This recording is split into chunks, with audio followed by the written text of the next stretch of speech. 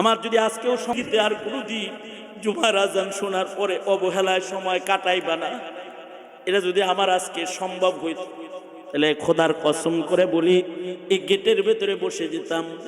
আর তোমরা যদি খুশি হইতে যে তোমাদের পায়ে ধইরা বললে তোমরা নামাজ পড়বা, তাহলে মাইকের আওয়াজ দিয়ে শুধু না, খোদার কসম এই হাত দিয়ে কোরআনের পাতা উল্টাইছি আমরা, এই হাত দিয়ে আমরা হাদিসের পাতা উল্টাইছি, এই হাতটা তোমার পায়ে লাগায় বলতাম, এই আমার হিরেকখণ্ড দেশের হিরেকখণ্ড সমাজ, তোরা বেনামাজি হইস না, তোরা 5 ওয়াক্ত নামাজ পড়। যখন তোদেরকে হাইয়া আলাস সালাহ বলে ডাক দেয়, হাইয়া আলাল ফালাহ বলে মুয়াজ্জিন যখন তোদের ডাক দেয়, তোরা ওইখানে যা, রবের কদমে একটু মাথা ঠেকা, আল্লাহর একটা ডাক দে, সুবহানা রাব্বিয়াল আলা, রুকুতে পড়ে যা, আল্লাহর ডাক দে, সুবহানা রাব্বিয়াল আযীম। কবর থেকে কোনো বুজুর্গ এসে তোমাদেরকে বলবে না, মরে যাওয়া হাফিজজি কবর থেকে উঠা তোমা করে বলবে না,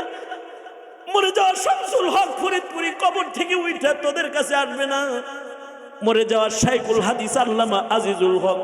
কবর থেকে উঠে তোদেরকে নামাজের কথা বলবে না,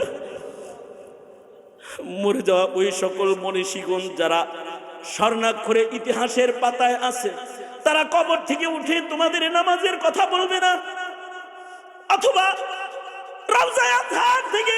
সরাসরি আল্লাহর রাসূলের আওয়াজ তোমাদের কানে কিয়ামত পর্যন্ত কোনোদিন পৌঁছবে না, যে রাসূল তোমাদেরকে ডেকে বলে উম্মত রে নামাজ ছাড়িস না, এই আওয়াজ তোমাদের কানে পৌঁছবে না। নবীর নায়েব কোন আলেম হয়তো কোন জায়গায় বসে তোমাদের কাছে জোরহাট করে বলবে, মসজিদের আজান কি অবহেলা করিস না, ওক্ত হয়ে গেলে খোদার কদমকে ছাড়িস না, মুয়াজ্জিনের কালিমাগুলোকে কানে শুনে অশ্রদ্ধা করিস না,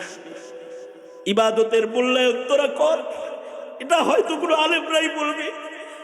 নাইবে নবীর মসনদে তোমরাই দাওয়াত দিয়ে বসাও, কিছু বলতে কও, কি বলবো, ভাষা হারা যাই, কখনো কখনো পেরেশান হয়ে যাই, নিজের দম বন্ধ হয়ে যাইতে চায়, নিজের ভাষা অচল হয়ে যায়। কোন ভাষায় বললে যে তোমরা ধর্ম ধরবা,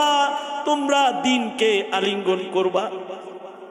ওই ভাষা তো আমাদের নাই, তবে কোরআন থেকে নকল করে শুধু তোমাদের শোনাই। কিছু সময়